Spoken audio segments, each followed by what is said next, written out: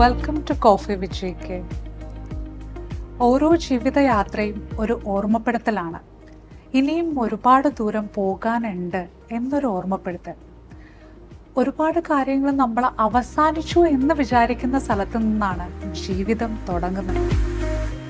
AK Bijupal നിരവധി കഥാപാത്രങ്ങളിലൂടെ നമ്മളെ വിസ്മയിപ്പിച്ച മഹാനടൻ. അദ്ദേഹത്തിൻ്റെ കയ്യിൽ നമ്മളൊരു ക്യാരക്ടർ കൊടുക്കുകയാണെങ്കിൽ അത് സുരക്ഷിതമാണ്. ഇന്ന് ലൈവ് ജേർണി നമ്മുടെ കൂടെ ഷെയർ ചെയ്യാനായിട്ട് വന്നിരിക്കുന്ന സാറിനെ നമുക്ക് വെൽക്കം ചെയ്യാം. Let's welcome AK Bijupal. Thank you so much for coming. സാറിൻ്റെ ലൈവ് ജേർണി. എൻ്റെ ജീവിതം, ഞാൻ ജനിക്കുന്നത് കൊടുങ്ങല്ലൂർ പുല്ലൂറ്റ് ചാപ്പാറ എന്ന ദേശത്ത്, അതിൻ്റെ ആലക്കൽ കറമ്പൻ്റെയും EK മണിയുടെയും മകനായിട്ട് ജനിക്കുന്നു. കൊടുങ്ങല്ലൂരാണ് ജനനം. അവിടുന്ന് സ്കൂളിൽ പഠിക്കുമ്പോൾ തന്നെ ഞാൻ 5ാം ക്ലാസ്സിലൊക്കെ ആയപ്പോൾ തന്നെ ഞാൻ mimicry, mono act, fancy dress, അങ്ങനത്തെ പരിപാടികളൊക്കെ ചെയ്യുമായിരുന്നു. അന്നൊക്കെ മിമിക്രി ചെയ്യുമ്പോൾ എന്നെ ചേച്ചിമാരും അവിടുത്തെ നാട്ടുകാരൊക്കെ കളിയാക്കിയിട്ടുണ്ട്. കാരണം അന്ന് മോഹൻലാലിനെ കാണിക്കുമ്പോൾ ഒന്ന് ഇങ്ങനെ ഇരിക്കുന്ന ഒരാൾ, നല്ല കറുത്തിരിക്കുന്ന സംഭവം, അപ്പോൾ നാട്ടുകാർ കളിയാക്കിയിരുന്നാണ് കരിഞ്ഞ മോഹൻലാൽ എന്നൊക്കെ പറയുന്നത്. അന്ന് തന്നെ എൻ്റെ ഉള്ളിലുള്ള ഒരു ആരോ പറഞ്ഞു കേട്ടതാണോ എന്താണെന്നറിയില്ല, നമ്മൾ മരിക്കുന്നതിന് മുമ്പ് നമ്മൾ ഭൂമിയിലുണ്ടായിരുന്നു എന്നുള്ളൊരു സൈനിങ്, അത് മാത്രമാണ് നമ്മൾക്ക് ഭൂമിയിൽ ചെയ്യാനുള്ളൂ എന്ന് എൻ്റെ അച്ഛൻ പറഞ്ഞതായിരിക്കാം. ഇങ്ങനെ കേട്ട ഒരു ഓർമ്മകൾ അതൊരു പാലിക്കാൻ, അത് ആ ഒരു ദൗത്യം ഏറ്റെടുത്തുകൊണ്ട്, അല്ലെങ്കിൽ ആ ഒരു സത്യം, അതാണ് സത്യം, ഓർമ്മ മനസ്സിൽ പതിഞ്ഞിരുന്നു. അതെ അതെ അതെ, അത് പ്രാബല്യത്തിൽ അതുള്ളൂ നമുക്ക് ഭൂമിയിൽ ചെയ്യാനുള്ളതെന്ന് തിരിച്ചറിഞ്ഞുകൊണ്ട് ഞാൻ ഒരുപാട് പ്രോഗ്രാംസൊക്കെ ചെയ്തിരുന്നു. 8ാം ക്ലാസ്സിലൊക്കെ കഴിഞ്ഞപ്പോൾ ഞാൻ വയലിൻ പഠിക്കാനായിട്ട് എൻ്റെ ചേട്ടൻ കൊടുങ്ങല്ലൂർ സുന്ദരോദയയിൽ കൊണ്ടാക്കി. അങ്ങനെ ഞാൻ വയലിൻ പഠിച്ചു. വയലിൻ 10ാം ക്ലാസ്സൊക്കെ കഴിഞ്ഞു. ഡിഗ്രിയിൽ ചേർന്ന് കഴിഞ്ഞപ്പോഴാണ് സ്വാതിരുന്നാൾ സംഗീത കോളേജിൽ എനിക്ക് പഠിക്കണം എന്നൊരു ആഗ്രഹം ചേട്ടനോട് പറയുന്നു, വീട്ടിൽ പറയുന്നു, അച്ഛനും അമ്മയും അതിന് സമ്മതിക്കുന്നു. ഇപ്പോഴും എന്നെ അത്ഭുതപ്പെടുത്തിയിട്ടുള്ളത്, സാധാരണ എല്ലാ അച്ഛനമ്മമാരും ഇത് പഠിച്ചിട്ട് മോൻ എന്ത് ചെയ്യും, എങ്ങനെയാണ് നീ ജീവിക്കുന്നത് എന്ന് ചോദിക്കുന്ന അച്ഛനമ്മമാരെയാണ് ഞാൻ കൂടുതൽ കണ്ടിട്ടുള്ളത്. വിദ്യാഭ്യാസമല്ലേ പ്രാധാന്യം, എന്താണ് കാണുന്നത് മകൻ? അതെ അതെ, അതിനകത്ത് എങ്ങനെയാണ്, അതെ, അതൊന്നും ചോദിച്ചില്ല. ഞാൻ പറഞ്ഞത് എൻ്റെ അച്ഛൻ ഇന്ന് വരെ ചോദിച്ചില്ലെന്ന് ഞാൻ പറഞ്ഞത്. നീ എങ്ങനെയാണ് ഇത് സംഗീതം പഠിച്ചുകൊണ്ട് അങ്ങനെ ജീവിക്കുമെന്ന് എൻ്റെ അച്ഛൻ ചോദിച്ചില്ല. അച്ഛൻ പറഞ്ഞത്, നിന്റെ കാര്യം, നിന്റെ പ്രൊഫഷൻ നീ തിരഞ്ഞെടുത്തോളണം, അത് നീ വളരെ ആലോചിച്ച് തന്നെ നീ തീരുമാനിച്ച് തിരഞ്ഞെടുത്തോളണം. അത് അച്ഛനറിയില്ല. ഈ കാലഘട്ടത്തിൽ ഓരോ കാലഘട്ടം മാറുന്നതിനനുസരിച്ച് ഈ യൂത്തിൻ്റെ ടേസ്റ്റുകളും അവരുടെ ഇഷ്ടങ്ങളൊക്കെ മാറിക്കൊണ്ടിരിക്കുന്നത് മനസ്സിലാക്കിയിട്ടായിരിക്കും എൻ്റെ അച്ഛൻ അങ്ങനെ ചോദിച്ചില്ല. എനിക്ക് സ്വാതിരുന്നാൾ സംഗീത കോളേജിൽ അവിടെ പരീക്ഷ ഉണ്ടായിരുന്നു. ആ പരീക്ഷ പാസ്സായി ഞാനങ്ങനെ സ്വാതിരുന്നാൾ സംഗീത കോളേജിൽ പഠിച്ചു.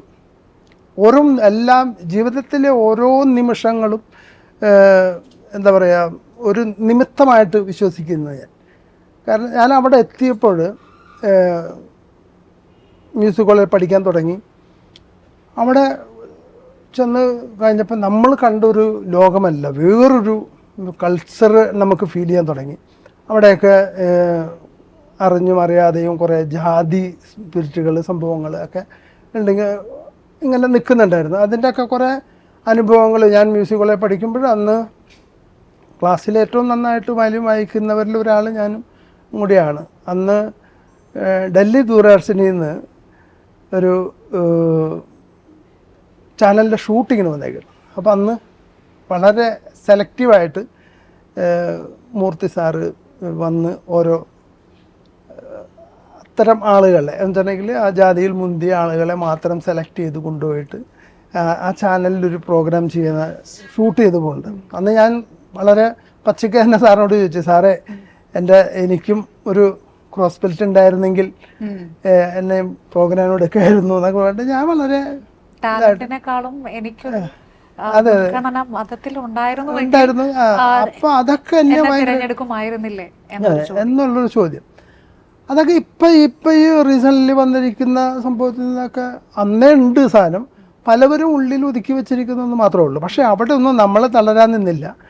ഞാൻ സെലക്ട് ചെയ്ത എൻ്റെ ഗുരുനാഥൻ, ഞാൻ പ്രൈവറ്റായിട്ട് പഠിക്കാൻ പോയത് ബാലഭാസ്കറിൻ്റെ അമ്മാവനായിട്ടുള്ള ബി ശശികുമാർ സാറിൻ്റെ അടുത്താണ്. സാറ് ആകാശവാണിയിലെ എ ഗ്രേഡ് വയലിൻ ആർട്ടിസ്റ്റാണ്. അപ്പോൾ സാറിൻ്റെ അടുത്ത് പഠിക്കാൻ പോവുകയാണ്. സാറിന് ഇവിടെയുള്ള സാറുമാർക്കൊക്കെ ഭയങ്കര ഓപ്പോസിറ്റാണ്. അപ്പോൾ എനിക്കതും ഒരു വാശിയായി. കാരണം സാറിൻ്റെ അടുത്ത് പഠിക്കാൻ അങ്ങനെ സാറെല്ലാവരും എടുക്കുന്നതല്ല. ഹോസ്റ്റലിലെ ബ്രഹ്മാനന്ദം എന്ന് പറഞ്ഞ ചേട്ടൻ വഴി ഞാനവിടെ എനിക്ക് അവിടെ അവസരം കിട്ടി. ശശികുമാർ സാറിൻ്റെ അടുത്ത് അവസരം കിട്ടി. അന്ന് ബാലു അവിടെ ഉണ്ട്. ബാലു ഞാനൊക്കെ ഒരുമിച്ച് ഒരുപാട് പ്രാക്ടീസും കാര്യങ്ങളൊക്കെ ചെയ്തിട്ടുണ്ട്. ഞാൻ വയലിൻ പഠിപ്പിച്ച് ഞാൻ ഗാനഭൂഷണം കഴിഞ്ഞു. ഗാനഭൂഷണമൊക്കെ കഴിഞ്ഞിറങ്ങി കുറേ കച്ചേരിയൊക്കെ വായിച്ചു. അന്ന് 100 രൂപയും ഇഡ്ഡലിയും സാമ്പാറാണ് കിട്ടുന്നത്. അത് മാസത്തിലൊരു തവണയാണ് ആ കച്ചേരി നമുക്ക് കിട്ടുക. അതും ഇതുപോലെ തന്നെ ഒരുപാട് സ്ട്രഗിൾ ചെയ്ത് ചില ആൾക്കാരെ നമ്മൾ ചെന്ന് കണ്ട് സംസാരിച്ചിട്ടൊക്കെയാണ് നമുക്ക് കിട്ടണത്. പിന്നെ എനിക്ക് 4th ഇയർ ആയപ്പോൾ എനിക്ക് ഇത് മുന്നോട്ട് പോകില്ലെന്ന് മനസ്സിലായി. ഞാൻ എൻ്റെ മാനസികമായിട്ടും ശാരീരികമായിട്ടും നമ്മൾ തളർന്നു പോകണം. കാരണം വെച്ചാൽ ഇവിടെ പെർഫോമൻസിനപ്പുറം വേറൊരു കുറച്ച് സാധനം കൂടിയും വേണമെന്നുള്ളത് ഞാൻ അത് പറയുന്നില്ല. അത് ആവശ്യമാണെന്ന് എനിക്ക് ബോധ്യപ്പെട്ടപ്പോൾ ഞാനത് സ്റ്റോപ്പ് ചെയ്യാൻ തീരുമാനിച്ചു. എൻ്റെ ഗുരുനാഥനോട് കാര്യം പറഞ്ഞു. തനിക്ക് ഇഷ്ടപ്പെട്ട ഒരു മേഖലയിൽ നിന്നും പിന്മാറാൻ തീരുമാനിച്ചു. അതെ, പിന്മാറുന്ന വെച്ചിട്ടുണ്ടെങ്കിൽ അടുത്ത ഒരു സാധനം നമ്മളുടെ ദൗത്യം വേറൊരു. ചെറുപ്പം മുതലേ ഞാൻ എൻ്റെ സൂര്യനോട്, അസ്തമിക്കുന്ന സൂര്യനോട് നോക്കി പറയുന്ന ഒരേ ഒരു കാര്യം, ഞാൻ ജീവിച്ച് മരിക്കുന്നതിന് മുമ്പ് ഞാൻ ഭൂമിയിലുണ്ടായിരുന്നു എന്നുള്ളൊരു സാധനം സൈൻ ചെയ്യണം. എനിക്ക് ആ ഒരു സൈനിങ് ഉള്ള അവസരം എനിക്ക് ഉണ്ടാക്കി തരണം. അത് ഏത് പ്രൊഫഷനാണെന്ന് എനിക്കറിയില്ല, എന്നെ അവിടേക്ക് എത്തിക്കണം. ഇതാണ് എൻ്റെ നിരന്തരമായിട്ടുള്ള പ്രയർ. അതുകൊണ്ടായിരിക്കാം എൻ്റെ ഗുരുനാഥൻ്റെ അടുത്ത് ഞാനിത് പറഞ്ഞു. സാറ് പറഞ്ഞ ഒറ്റ കാര്യമുള്ളൂ, നീ ഒരു കാര്യം ചെയ്യും, ഒരാഴ്ച നീ ഇതെല്ലാം വിട്ട്, മ്യൂസിക്കും സംഭവമെല്ലാം വിട്ടിട്ട് ഒരു യാത്ര ചെയ്തിട്ട് വാ. ആ യാത്രയിൽ നീ തീരുമാനിക്കുക എന്ത് വേണം, എനിക്ക് എന്ത് പ്രൊഫഷൻ എടുത്താൽ ജയിക്കാൻ പറ്റുമെന്നുള്ളൊരു സാധനം നീ നിന്നോട് തന്നെ ചോദിച്ച് അതിനൊരു ഉത്തരം കണ്ടെത്തുക എന്നത്. അങ്ങനെ ഞാൻ സാറ് പറഞ്ഞ അതനുസരിച്ചുകൊണ്ട് ഞാൻ ഒരു യാത്ര പോയി. അന്ന് തിരുവനന്തപുരത്താണ് നിന്ന് പഠിക്കണത്. അവിടെ നിന്ന് നേരെ മൂകാംബിക അതൊക്കെ കറങ്ങി തിരിച്ചു വന്നപ്പോൾ ഞാൻ തീരുമാനിച്ചു, ഞാൻ എന്തായാലും മലയാള സിനിമയിൽ നടനാവണം എനിക്ക് എന്നുള്ളൊരു തീരുമാനത്തിൽ വന്നിറങ്ങി. ഞാൻ പ്രകൃതിനെ വിശ്വസിക്കുന്ന ഒരാളാണ്. സൂര്യനാണ് ഞാൻ ഏറ്റവും ഇഷ്ടപ്പെടുന്ന ദൈവം. അപ്പം ഞാൻ ഇങ്ങനെ ആ യാത്രയിൽ അവർ തന്ന ഒരു മറുപടി, എനിക്ക് കിട്ടിയ മറുപടി, ഞാൻ തിരിച്ചറിഞ്ഞ മറുപടി, നടനാവണം. എങ്ങനെയാവണമെന്നൊന്നും അറിയില്ല, ആരും ബന്ധമില്ല, സിനിമാ ലോകത്ത് ആരും ബന്ധമില്ല, പക്ഷെ എനിക്കതാവണം. അപ്പോൾ അതിന് വേണ്ടിയിട്ടുള്ള സംഭവങ്ങൾ നിൽക്കുമ്പോഴാണ് ഒരു നിമിത്തം പോലെ മണിച്ചേട്ടൻ സല്ലാപം എന്ന സിനിമ ക്ലിക്കായിക്കൊണ്ട് തിരുവനന്തപുരത്ത് ഒരു പ്രോഗ്രാം നടക്കുകയാണ്, സല്ലാപത്തിൻ്റെ പരിപാടി. അപ്പം അതിനകത്ത് മണിച്ചേട്ടൻ്റെ പാട്ടുകളൊക്കെ ഭയങ്കരമായിട്ട് പെട്ടെന്ന് ക്ലിക്കായി. ഓടേണ്ട ആ പാട്ട് ക്ലിക്കായി കഴിഞ്ഞപ്പോൾ എൻ്റെ ശബ്ദമായിട്ട് ഭയങ്കര സാമ്യമുണ്ട്. ഞാനത് തിരിച്ചറിഞ്ഞിട്ടുണ്ട്. ഈ പാട്ടുകളൊക്കെ ഞാൻ കുറച്ച് കേട്ടിട്ടുള്ള പാട്ടുകളാണ്, എൻ്റെ നാട്ടിലെ കുറച്ച് പാട്ടുകളാണ്. അപ്പോൾ ഞാൻ ഈ പാട്ടുകൾ പെട്ടെന്ന് പഠിച്ച് വേദിയിൽ അവതരിപ്പിച്ച്. അപ്പോൾ പെട്ടെന്ന് മണിച്ചേട്ടൻ ക്ലിക്കാവുന്ന അതേ കൂട്ടത്തിൽ തന്നെ ഇപ്പുറത്ത് ഞാൻ ജൂനിയർ കലാഭവൻ എന്ന് വേണ്ടി വളർന്നു വരാൻ തുടങ്ങി. കേരളത്തിലെ ആദ്യത്തെ ജൂനിയർ കലാഭവൻ മണി ഞാനാണ് ആദ്യമായിട്ട് പ്രശസ്തമായതും ആളുകൾ തിരിച്ചറിഞ്ഞതും. എനിക്കതൊരു വലിയൊരു അനുഗ്രഹമായിരുന്നു. മണിച്ചേട്ടൻ്റെ അമ്മയ്ക്ക് വരെ തെറ്റിപ്പോയിട്ടുണ്ട് വോയിസ്. ഇതാ എൻ്റെ മകൻ ഇതിൽ ഏതാണ് അത് മണിച്ചേട്ടൻ തന്നെ പറഞ്ഞിട്ടുണ്ട് ഒരു ഇന്റർവ്യൂവിൽ സംഭവമുണ്ട്. അപ്പോൾ ആ പാട്ടുകളൊക്കെ പാടി ഞാൻ കേരളത്തിലും ഇന്ത്യക്ക് അകത്തും പുറത്തൊക്കെ ആയിട്ട് ഒത്തിരി പ്രോഗ്രാം ചെയ്തു. ആയിരക്കണക്കിനോളം പ്രോഗ്രാമുകൾ ചെയ്തു. നിൽക്കുമ്പോഴും എൻ്റെ മനസ്സിലെ ആഗ്രഹം സിനിമയിലേക്ക് എത്തണം എന്നാണ്. അങ്ങനെ ആ സമയത്താണ് ജഗപൊക എന്ന് പറഞ്ഞിട്ട് കൈരളി ചാനലിലൊരു പ്രോഗ്രാം വരികയാണ്. അതിൻ്റെ ഡയറക്ടർ ധന്വന്തരി എന്ന് പറഞ്ഞ അജി സാറ് എൻ്റെ അടുത്ത് ഇങ്ങനെ പറഞ്ഞു, ഇങ്ങനത്തെ ഒരു ഡൂപ്പുകളെ വെച്ചിട്ടൊരു പരിപാടിയാണ്, അപ്പോൾ അത് നീയും കൂടി നിന്ന് ചെയ്യണമെന്ന് പറഞ്ഞിട്ട് ഞാൻ ഈ ഡൂപ്പുകളെല്ലാം സെലക്ട് ചെയ്യുന്ന കൂട്ടത്തിൽ ഞാനും സെലക്ട് ചെയ്തുകൊണ്ട് കുറേ ആർട്ടിസ്റ്റുകളെ കണ്ടെത്തി, നടന്മാരുടെ രൂപസാദൃശ്യമുള്ള ആളുകളെ കണ്ടെത്തിക്കൊണ്ട് സംഭവം ചെയ്തു. കേരളി ചാനലിൽ ക്ലിക്കായി. ആ സാധനം 2ാമത്തെ എപ്പിസോഡ് തന്നെ ജയൻ തരംഗമായി തന്നെ. പിന്നെ അതിൻ്റെ അകത്ത് കുറേ പാട്ടുകൾ എഴുതി, പാരഡി സോങ്, അങ്ങനെ കുറേ സാധനങ്ങളൊക്കെ എഴുതി. ഞങ്ങളിങ്ങനെ നിൽക്കുമ്പോഴാണ് ദുബായിൽ അറ്റ്ലസ് രാമേന്ദ്രൻ സാറിൻ്റെ പരിപാടി വരെയാണ്. ജഗപൊക പ്രോഗ്രാമായിട്ട് ദുബായിൽ ചെന്നിറങ്ങിയപ്പോൾ എനിക്ക് മാത്രം അക്കാമില്ല, അവിടെ ഇറങ്ങാനുള്ള അക്കാമില്ല. അപ്പം എന്നെ അവിടെ ഇരുത്തിയേക്കാണ്. എയർപോർട്ടിൽ ഞാനിങ്ങനെ ഇരിക്കുക. അടുത്ത ഫ്ലൈറ്റിൽ രവീന്ദ്ര മാഷ്, ലോഹിത് സാറ്, വാണി വിശ്വനാഥ്, അങ്ങനെ ആർട്ടിസ്റ്റുകളും ഡയറക്ടർമാരൊക്കെ വന്നിറങ്ങി നിൽക്കുമ്പോൾ മാഷ് എന്നെ കണ്ടിട്ട് നീ എന്താ ഇവിടെ ഇരിക്കണേ? ഞാൻ പറഞ്ഞിങ്ങനെ ഇവിടെ ഇറങ്ങാനുള്ള അക്കാമ എനിക്കറിയില്ല, ഞാൻ ആദ്യമായിട്ടാണ് അന്ന് ദുബായി പോകുന്നത്. അക്കാമ എന്തോ ഇല്ല, അതെ ആളാണ്, അതുകൊണ്ട്. പക്ഷെ ഇത് ഞാൻ ഇവിടെ ആയി പോവോ, തിരിച്ചെന്നെ അങ്ങോട്ട് എങ്ങനെ എന്താവുമെന്നൊരു പിടിയില്ല. അങ്ങനെയാണ് ഞാൻ എയർപോർട്ടിലിരിക്കുമ്പോൾ രവീന്ദ്ര മാഷ് വന്ന് എന്നോട് ചോദിച്ചു, നീ എന്താ ഇവിടെ ഇരിക്കുന്നത്? പറഞ്ഞിങ്ങനെ അക്കാമ വീട്ടിലില്ല എന്ന് പറഞ്ഞു. സാറപ്പം തന്നെ വിളിച്ചു, രാമേന്ദ്ര സാറിനെ വിളിച്ചു. പറഞ്ഞു ഇങ്ങനെ ഒരു സംഭവമാണ്, അവിടെ ഒരെണ്ണം മറന്നു വെച്ചാണ്, സോറി ഇപ്പം തന്നെ വരും എന്ന് പറഞ്ഞിട്ട് ഞാൻ അവിടെ ഇരുന്നു. സാറ് പോയി. അപ്പോൾ ആ സമയത്താണ് സൂത്രധാരൻ സിനിമ അനൗൺസ് ചെയ്തിരിക്കുന്നത്. അപ്പോൾ ഞാൻ വെള്ളി നക്ഷത്രം, ഞാൻ ഇതെല്ലാം വാങ്ങിച്ച് പുതിയ പടങ്ങൾ സിനിമ തുടങ്ങുന്ന ആരൊക്കെയാണ് അവരൊക്കെ പോയി കാണും. നമ്മളെ ലക്ഷ്യം സിനിമയാണല്ലോ. അപ്പോൾ ഞാൻ ഈ കൂട്ടത്തിൽ ഇത് വായിച്ച് കണ്ടപ്പോൾ ലോഹിത് സാറിനെ ഇവിടെ വെച്ച് കണ്ട്, രവീന്ദ്രൻ മാഷെ എനിക്കറിയാം. അപ്പോൾ മാഷെ അടുത്ത് ഞാൻ പറഞ്ഞു, മാഷെ ലോഹിത് സാറിങ്ങനെ പടം തുടങ്ങണമെന്ന് പറഞ്ഞു. റൂമിലെത്തിയപ്പോൾ ഞാൻ ചെന്ന് സാറിൻ്റെ അടുത്ത് പറഞ്ഞു, ഇങ്ങനെ ലോഹിത് സാറ് പടം തുടങ്ങണമെന്ന് പറഞ്ഞു, ഒന്ന് പരിചയപ്പെടുത്തു, നല്ലൊരു വേഷം കിട്ടണമെങ്കിൽ രക്ഷപ്പെട്ടല്ലോ എന്നുള്ള രീതിയിൽ ഞാൻ മാഷെടുത്ത് കാര്യം പറഞ്ഞു. ലോഹിത് സാറ് പറഞ്ഞു, നമുക്ക് ഇതിൻ്റെ അകത്ത് ചെയ്യാം, ഒരു സംഭവമുണ്ട്, നമുക്ക് ചെയ്യാമെന്ന് പറഞ്ഞു. പ്രോഗ്രാം കഴിഞ്ഞ് അപ്പം എന്നോട് നല്ലൊരു സംഭവം തന്നെ നമുക്ക് ചെയ്യാം എന്ന് പറഞ്ഞപ്പോൾ ഞാൻ ഭയങ്കരമായിട്ട് സന്തോഷിച്ചു. ഓക്കെ, അങ്ങനെ പടത്തിൻ്റെ പൂജയ്ക്ക് എന്നെ വിളിച്ചു. പൂജയ്ക്ക് വിളിച്ച് അന്ന് അതിൻ്റെ അസോസിയേറ്റ് ബ്ലസ് ചേട്ടനാണ്. ചേട്ടനെ ആദ്യമായിട്ടാണ് കാണുന്നത്. പക്ഷേ ബ്ലസ് ചേട്ടൻ നല്ല കമ്പനിയായിരുന്നു. അതിൻ്റെ രാജു നെല്ലിമൂട് എന്നുള്ള കൺട്രോളിൻ്റെ അടുത്ത് നമ്പർ കൊടുത്ത് പൂജയ്ക്ക് എന്നെ വിളിച്ചു. പൂജയ്ക്ക് ഞാൻ അത് വീട്ടിൽ കൊടുങ്ങല്ലൂർ നിൽക്കുക, തൃശ്ശൂർ ചേതനയിൽ വെച്ചായിരുന്നു പൂജ. ഞാനങ്ങനെ വീട്ടിൽ നിന്ന് കുറച്ച് പൈസ ഒക്കെ റെഡിയാക്കി, അന്ന് തിരിച്ചു വരാനുള്ള പൈസ മാത്രമേ ഉള്ളൂ. അപ്പോൾ അതുകൊണ്ട് നേരെ അങ്ങോട്ട് ചെന്ന് പൂജ തുടങ്ങി. എല്ലാം പുതിയ ആൾക്കാർ, എനിക്ക് ആരും പരിചയമില്ല, ആകെ പരിചയമുള്ളത് രവീന്ദ്ര മാഷ് മാത്രമേ ഉള്ളൂ. ഞാനവിടെ ചെന്ന് ഓരോരുത്തരും കണ്ട എല്ലാവരുടെ ചിരിച്ചൊക്കെ നിൽക്കണ്ട. ഒരു 10 മണി 10:30 ആയപ്പോൾ മാഷ് സീറ്റ് വിളിക്കാൻ വേണ്ടിയിട്ട് സ്റ്റുഡിയോ ഒന്നും കണ്ട് വെളിയിലേക്ക് വന്നപ്പോൾ ഞാനിങ്ങനെ നിൽക്കുക. നീ എപ്പോൾ വന്നു? ഞാൻ പറഞ്ഞു, ഞാൻ നേരത്തെ വന്നു, ഞാൻ 8 മണിയായപ്പോൾ വന്നാണ്. ആണോ, നീ വല്ലതും കഴിച്ചോ? ഇല്ല, ഒന്നും കഴിച്ചില്ല. അന്ന് പോയി കഴിച്ചിട്ട് വാ എന്ന് പറഞ്ഞു. ഞാൻ അല്ല, ഞാൻ പോകുമ്പോൾ കഴിച്ചോളാം എന്ന് പറഞ്ഞു. അപ്പോൾ മാഷ് മനസ്സിലായി, കാശില്ലാത്തത് കൊണ്ടാണെന്ന് മനസ്സിലായിട്ട് പറഞ്ഞു, ഞാൻ ഇവിടെ വന്നേ എന്ന് പറഞ്ഞിട്ട് ചേട്ടൻ, കാപ്പി കുടിക്കാൻ കാശില്ലല്ലേ? ഞാൻ പറഞ്ഞു, അതില്ല, ഞാൻ പോകുമ്പോൾ കഴിക്കാം എന്ന് പറഞ്ഞു. മാഷ് പോക്കറ്റിൽ നിന്ന് 100 രൂപ എടുത്തിട്ട് വന്നിട്ട് പറഞ്ഞു, നീ ആദ്യം പോയി കാപ്പി കുടിച്ചിട്ട് വാ, എന്നിട്ട് നമുക്ക് അടുത്ത പരിപാടി നോക്കാൻ പറഞ്ഞു. ചിലവർ നമ്മളെ മനസ്സിലാക്കുന്നു എന്നുള്ളതാണ്.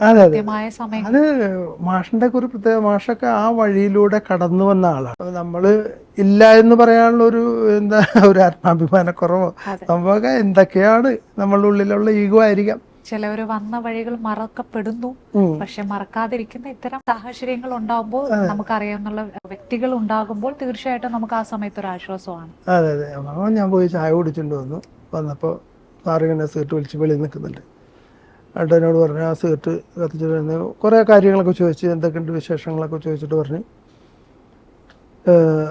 സാറകത്ത് പോയിട്ട് സാറിൻ്റെ സിഗരറ്റ് മാത്രം എടുത്തിട്ട് ഇങ്ങോട്ട് വന്നു. എന്നിട്ട് എന്നോട് പറഞ്ഞു, ഇവിടുന്ന് അങ്ങോട്ട് കയറുമ്പോൾ റൈറ്റ് സൈഡിൽ ബൂത്തിൽ ലോയ്സ് സാർ ഇരിപ്പുണ്ട്, ഞാൻ ലൈറ്റർ ഒന്ന് മേടിച്ചിട്ട് വരാൻ പറഞ്ഞു. അതാ ഞാൻ പോയിട്ട് സാറേ മാഷിന് ലൈറ്റർ വേണം. ആ ലൈറ്റർ എടുത്ത് തന്നു. അപ്പോൾ സാറ് പാട്ട് എഴുതിക്കൊണ്ടിരിക്കുക. ഞാൻ ലൈറ്റർ മേടിച്ചിട്ട് ഒന്ന് സാറിൻ്റെ അടുത്ത് കൊടുത്തു. സാറ് സിഗരറ്റ് കത്തിച്ചിട്ട് എന്നോട് പറഞ്ഞ് ഈ ലൈറ്റർ തിരിച്ചു കൊണ്ടു കൊടുക്കുക, എന്നിട്ട് നീ നിന്റെ കാര്യം പറയാ. അതെ. എന്നിട്ട് ഞാനപ്പോൾ ഈ ലൈറ്റർ കൊണ്ട് കൊടുക്കുന്നു സാറോട്. സാറേ ഞാനിങ്ങനെ ദുബായിൽ വെച്ച് കണ്ട എനിക്കറിയാം നമുക്ക് ചെയ്യാം കേട്ടോ, നല്ല സംഭവം എന്നാ നമുക്ക് ചെയ്യാം, ഓക്കെ എന്ന് പറഞ്ഞിട്ട് ഞാൻ തിരിച്ചു പോന്നു. പടം തുടങ്ങി. അന്ന് ഞാൻ തിരുവനന്തപുരം ഹാസ്യകേരളി എന്ന് പറഞ്ഞിട്ട് എൻ്റെ സ്വന്തം ട്രൂപ്പ് ഉണ്ടായിരുന്നു. ഞാനും സാജനും ഒക്കെ തുടങ്ങിയ ഒരു പ്രോഗ്രാമാണ്. അപ്പോൾ ജഗപകട ഇതിൻ്റെ ഇതിൽ നന്നായിട്ട് പ്രോഗ്രാം പോയിക്കൊണ്ടിരിക്കുക. പാലക്കാട് ഷൂട്ടിംഗ് തുടങ്ങി. ഞങ്ങളുടെ പ്രോഗ്രാം ക്യാമ്പ് ചെയ്ത് കളിക്കുന്നത് പാലക്കാടാണ്. ഞാൻ ഒരു ദിവസം ഷൂട്ടിംഗ് തുടങ്ങിയെന്ന് പറഞ്ഞപ്പോൾ ഞാൻ ഒരു ദിവസം ഉച്ചയ്ക്ക് അങ്ങോട്ട് ചെല്ലാന്ന് പറഞ്ഞപ്പോൾ അവിടുത്തെ ഒരു ക്യാമ്പിലെ SI ഉണ്ടായിരുന്നു, ശശികുമാർ സാർ എന്ന് പറഞ്ഞിട്ട്. സാറ് എൻ്റെ ഫാമിലിയും ഞങ്ങളൊക്കെ കൂടി ഉച്ചയ്ക്ക് ഈ ഷൂട്ടിംഗ് കാണാൻ വേണ്ടിയിട്ട് അവിടെ ചെന്നു. അവിടെ ചെന്നപ്പോഴാണ് ഉച്ച സമയമായി. ഭക്ഷണമൊക്കെ കഴിച്ച് അന്ന് മണിച്ചേട്ടനുണ്ട്, ദിലീപേട്ടനുണ്ട്, ഇവരെല്ലാം കൂടി അവിടെ ഷൂട്ടിങ് ഭക്ഷണം കഴിച്ച് കൈ കഴുകി നിൽക്കുമ്പോൾ ആൾക്കാരെല്ലാം ഓയ് മണിച്ചേട്ടോ ദിലീപേട്ടോ എന്നൊക്കെ പറഞ്ഞിട്ട് ഒച്ചപ്പാടും ബഹളവും സംഭവമൊക്കെ ആയിട്ട് നിൽക്കുമ്പോഴാണ് ഞാൻ ചെന്നിറങ്ങുന്നത്. ജൂനിയർ കലാപം പണി വന്നേന്ന് വേണ്ട എന്നെ എടുത്ത് പൊക്കി. ഞാൻ ആകെപ്പാടെ നാണം കെട്ട്. കാരണം ഒറിജിനൽ അവിടെ നിൽക്കുമ്പോൾ ഡ്യൂപ്ലിക്കേറ്റ് ഒന്നും വേണ്ട, നമ്മളെ പൊക്കി ആഘോഷിക്കുന്ന കണ്ടപ്പോൾ എനിക്കാകെ ഈ ഉള്ള അവസരം പോവോ എന്നുള്ള പേടിയാണ്. അതൊക്കെ അവിടെ നിന്ന് ചേട്ടാ ഇന്നൊന്ന് ഇറങ്ങി. ഞാൻ ഇറങ്ങി. അവിടെ ചെന്നപ്പോൾ മണിച്ചേട്ടനും ദിലീപേട്ടനൊക്കെ വാടാ ഇരിക്കുന്ന വേണ്ട വളരെ സന്തോഷത്തോടെ തന്നെ അകത്ത് കയറ്റി ഇരുത്തി. ലോയി സാർ ഇങ്ങനെ നോക്കി നിന്നു.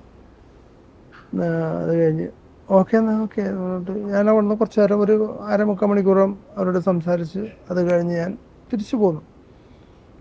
പടം ഷൂട്ടിങ് തെങ്കാശിയിലേക്ക് മാറ്റി, ലൊക്കേഷൻ മാറി. ഒരു തിരുവോണത്തിൻ്റെ അന്നാണ്. അന്ന് എനിക്ക് 3 പ്രോഗ്രാം ഉണ്ട്. ഞാൻ ഈ 3 പ്രോഗ്രാം ക്യാൻസൽ ചെയ്തിട്ട് സിനിമയ്ക്ക് പോകണം. കാരണം ആദ്യത്തെ സിനിമ, അതും ലോയി സാറിൻ്റെ സിനിമ, ലോഹിതദാസ് എന്നൊക്കെ പറഞ്ഞാൽ അത് സ്ക്രീനിൽ കാണാൻ പോവാണ്. ആ ഒരു സന്തോഷത്തിൽ ഞാൻ 3 പ്രോഗ്രാം വളരെ സ്മൂത്തായിട്ട് ക്യാൻസൽ ചെയ്തൊക്കെ നേരെ തെങ്കാശിയിൽ ഇറങ്ങി. തെങ്കാശി ചെന്നപ്പോൾ ലോയി സാറും ഫാമിലിയും ഉണ്ട്. തിരുവോണത്തിൻ്റെ ഒന്നാണ്. ചെന്നിറങ്ങി രാവിലെയാണ്. ഞാൻ കുളിക്കാനോട് പറഞ്ഞു. ലോയി സാർ പറഞ്ഞാൽ കുളിച്ച് റെഡിയായിട്ട് വാ. ഞാൻ കുളിച്ച് റെഡിയായിട്ട് വന്നു. ഞാനും ലോയി സാറും കൂടി എന്നിട്ട് പറഞ്ഞു കഴിഞ്ഞാൽ നമുക്കേ ഭക്ഷണം കഴിക്കാം, ഓണമല്ലേ, അപ്പോൾ നമുക്ക് ഭക്ഷണം കഴിച്ചിട്ട് നമുക്ക് ഭക്ഷണം കഴിച്ചിട്ട് സാറ് എന്നെ തോളി പിടിച്ച് ഇങ്ങനെ നടന്നിട്ട് പറയാണ്, ബിജു ഇതിനകത്ത് ഒരു വേഷം ഉണ്ടായിരുന്നത് സലീം കുമാറിൻ്റെ കൂടെ ഒരു ഗാണ്ടൂസിൻ്റെ വേഷമുണ്ട്, പെൺവേഷം കെട്ടലാണ്. അപ്പം അത് നിന്നെ അത്യാവശ്യം ആൾക്കാർ തിരിച്ചറിഞ്ഞു തുടങ്ങിയിട്ടുണ്ട്. അപ്പോൾ നീ ആ വേഷം കെട്ടി അതൊരു വേഷം കെട്ടാവും. ഒരാൾ വേഷം കെട്ടുന്നുണ്ട്, അപ്പോൾ അറിയുന്ന ഒരാളും കൂടി അത് വേഷം കെട്ടി അതൊരു വേഷം കെട്ടാവും. അപ്പം അതുകൊണ്ട് നമുക്കത് ചെയ്യണ്ട. അപ്പം എൻ്റെ ഉള്ളിൽ ഏതോ വഴിക്ക് പാര വന്നിട്ടുണ്ട്. സിനിമയിൽ പാരകളാണ്, അങ്ങോട്ടും ഇങ്ങോട്ടും പാരയാണ്, നമുക്ക് അവസരങ്ങൾ തട്ടിക്കളയുക എന്നുള്ള ആ ഒരു സംഭവം എനിക്ക് ഭയങ്കരമായിട്ട് ഫീൽ ചെയ്തു. ഞാൻ സാറിനെ ഒന്നും കാണിച്ചില്ല. കുഴപ്പമില്ല സാറേ, അതിനെന്താ സാറ് പറയണ പോലെ എന്നൊക്കെ പറഞ്ഞിട്ട് ഉള്ളിൽ പൊട്ടി തകർന്ന് നമ്മൾ മാനസികമായിട്ട് തകർന്നു പോയി. ഞാൻ തിരിച്ചു പോന്നു. ഞാൻ ബസ്സിൽ കയറി ഒന്ന് കരയണം. എൻ്റെ ഒരു അവസരം എനിക്കില്ലാണ്ടായി. ഭയങ്കര. അപ്പോൾ സാറ് പോയപ്പോൾ പറഞ്ഞു, ഞാൻ 2 ആഴ്ചക്കുള്ളിൽ അതിനുള്ളിൽ ഞാൻ വിളിക്കാം, വരണോട്ടാ, വേറെ പരിപാടിയൊന്നും ഏൽക്കരുത്. ഞാൻ പറഞ്ഞു ഇതൊരു വെറുതെ ഒരു ഫോർമാലിറ്റിക്ക് വേണ്ടി പറഞ്ഞായിരിക്കാം. മനസ്സിങ്ങനെ തെങ്കാശിയിൽ നിന്ന് തിരുവനന്തപുരം വരെ ആരൊക്കെയോ മനസ്സുകൊണ്ട് കുറ്റപ്പെടുത്തുന്നുണ്ട്. ഒരുപാട് കാര്യങ്ങൾ മനസ്സിലൂടെ ഇങ്ങനെ കയറി ഇറങ്ങി നമ്മളുടെ അവസരം പോയി എന്നുള്ള രീതിയാണ്. വീണ്ടും അതെല്ലാം വന്ന് തിരിച്ച് പ്രോഗ്രാമിലേക്ക് കടന്ന് കറക്റ്റ് 2 ആഴ്ച കഴിഞ്ഞതും സെറ്റിൽ നിന്ന് വിളി വന്നു. രാജു നെല്ലിമോട് ലോയ് സാറ് വിളിച്ചിട്ടാണ് വിളിക്കുന്നത്. നാളെ വർക്കുണ്ട്, രാവിലെ എത്തണം എന്ന് പറഞ്ഞിട്ട്. ഞാൻ പറഞ്ഞു ഓക്കെ, ഞാൻ രാവിലെ എത്തും. രാത്രി വന്ന് വണ്ടി കയറി നേരെ ചെന്ന് ലോയ് സാർ എന്നെ പഴയതുപോലെ തന്നെ ചേർത്ത് പിടിച്ച് കുറേ നേരങ്ങൾ നടന്നിട്ട് പറഞ്ഞു, ഈ സൂത്രധാരൻ സിനിമയിലെ സൂത്രക്കാരനായിട്ടുള്ള ഒരു കുതിരവണ്ടിക്കാരനാണ് നീ ചെയ്യണ വേഷം. എന്നോട് ആ ക്യാരക്ടർ പറഞ്ഞു തന്നു.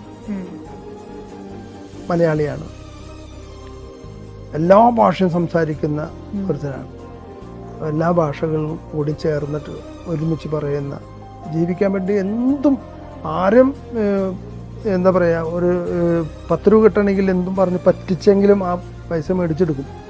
അങ്ങനത്തെ ഒരു കുതിരവണ്ടിക്കാരനാണ്. കുതിരവണ്ടിക്കാരൻ്റെ സ്വഭാവം പറഞ്ഞു തന്നു. കുതിരവണ്ടിക്കാരൻ എങ്ങനെയാണ് അയാൾ പെർഫോം ചെയ്യേണ്ടത് എന്നൊക്കെ പറഞ്ഞു തന്നിട്ടാണ്. അങ്ങനെയാണ് സൂത്രധാരൻ സിനിമയിലെ സൂത്രക്കാരനായിട്ടുള്ള കുതിരവണ്ടിക്കാരൻ്റെ വേഷം ഞാൻ ചെയ്യണത്. അന്ന് ഭയങ്കര സന്തോഷമായിരുന്നില്ലേ? സന്തോഷമെന്നോ, ഞാൻ ഏതൊക്കെ ദൈവത്തിനൊക്കെ വിളിച്ചിട്ട് ആരോടൊക്കെ പറയാൻ പറ്റുന്ന അവരോടൊക്കെ വിളിച്ചു പറഞ്ഞ് അന്ന് സന്തോഷത്തോടു കൂടി നമുക്ക് കോഫി കുടിച്ചാൽ. ഓ തീർച്ചയായിട്ടും തീർച്ചയായിട്ടും.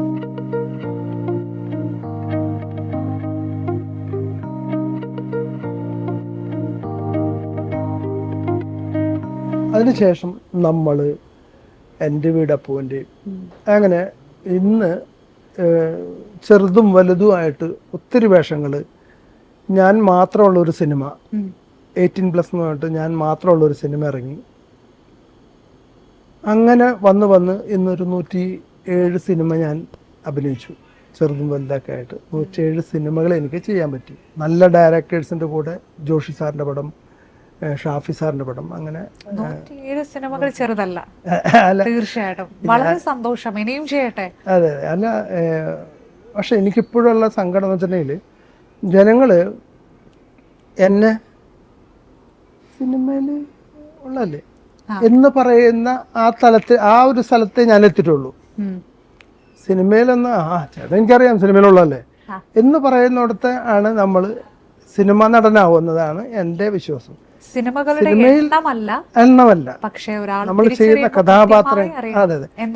ഞാന് ബിഗ് ബിയിലെ എൻ്റെ വേഷം യൂത്ത് ഭയങ്കരമായിട്ട് എടുത്ത വേഷമാണ്. മായാവിലെ വേഷം, 3 കിങ്സിലെ ഫ്ലൈറ്റ് ഓടിക്കുന്ന വേഷം, ഇതൊക്കെ ഒരുപാട് ട്രോളായിട്ടും ഇതൊക്കെ വരുന്നതാണ്, എല്ലാവർക്കും അറിയാം. പക്ഷെ എന്തോ ഒരു പുകമറ എന്നിൽ ഇങ്ങനെ കിടക്കുന്നുണ്ട്. അങ്ങനെ മണിച്ചേട്ടൻ്റെ പാട്ടുകൾ എന്നെ ഭയങ്കരമായിട്ട് ഗുണം ചെയ്തു.